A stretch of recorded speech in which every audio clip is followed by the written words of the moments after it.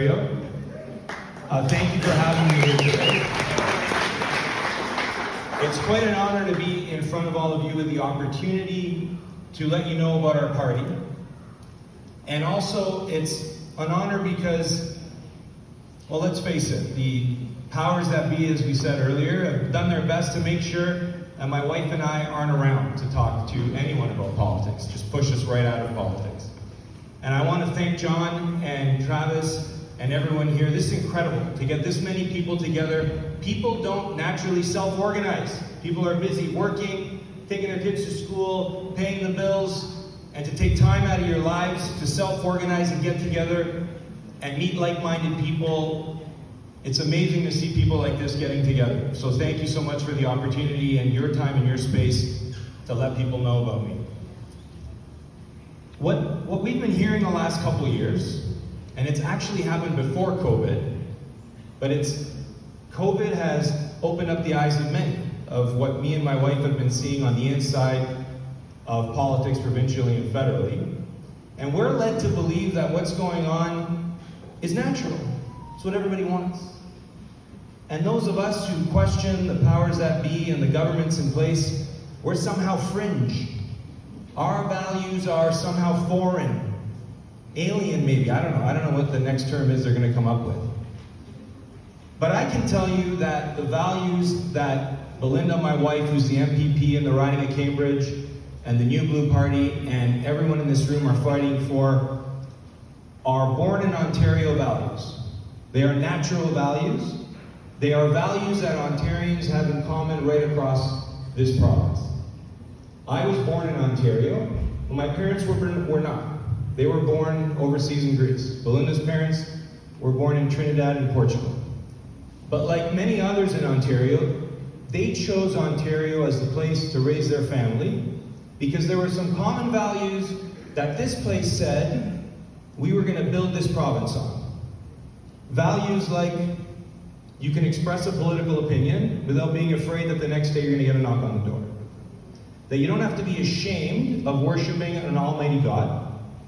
That free speech is critical, and that the decision of who's in charge is made by the people at free and fair elections. But now we're led to believe that these values, they just showed up in 1982 with something called the Charter.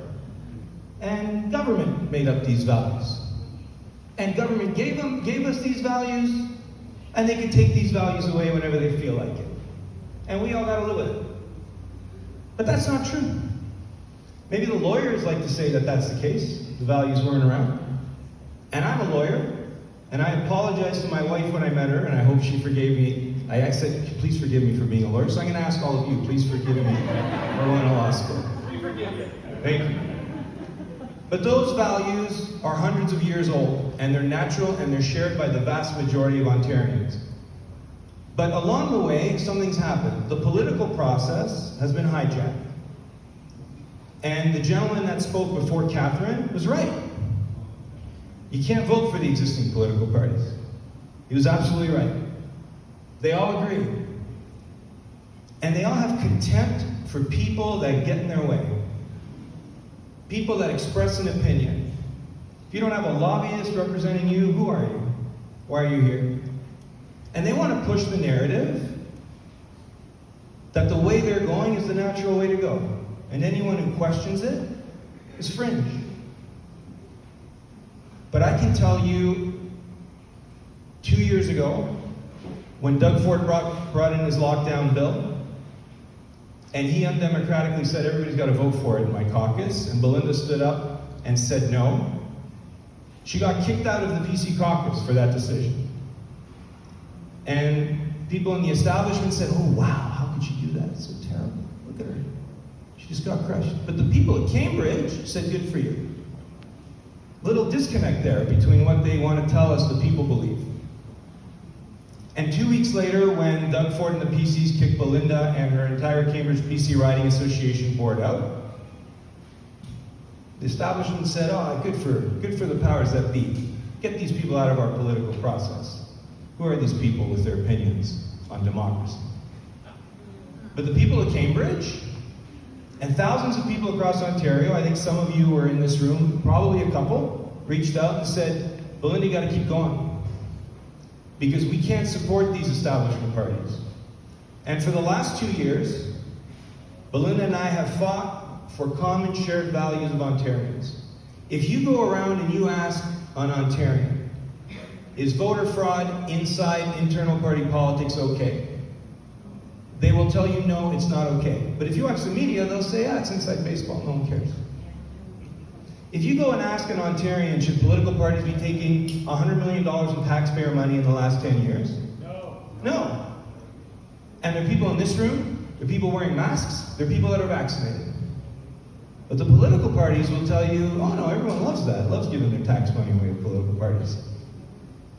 If you ask people, should the police show up at a park and threaten parents on whether they put a mask on their kid or not, no one, or maybe not no one, most people say no. But they want us to believe that the values we believe in are not natural and shared across Ontarians. So I'm wrapping up here, but I'll tell you, thanks to the voices of people across Ontario, we said the establishment parties aren't going to help us. And all of these meetings and all of the voices across Ontario, if they don't have an option in the next provincial election in every single riding for a political party that believes in these values on June 2nd, all of this will be taken for granted. The powers that be will say, you see, I told you, it doesn't matter, because they don't have anyone to vote for. So we've worked through health challenges in the last year and a half to build the New Blue Party of Ontario. We're back on our feet, we're stronger than ever. We've got 121 candidates out of 124 ridings. John is one of them, and he's a great guy.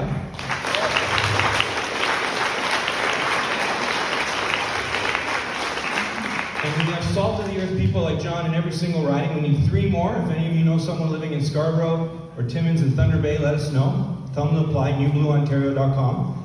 And we've got our platform out, the new blueprint.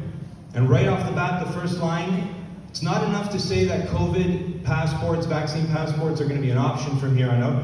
We have to use legislation and fines to ban those things and get rid of them.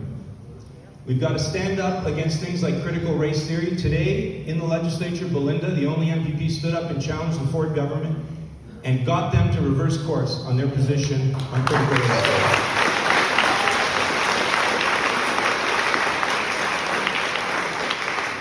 So I'm asking you, we didn't give up when they threw everything at us. So don't give up.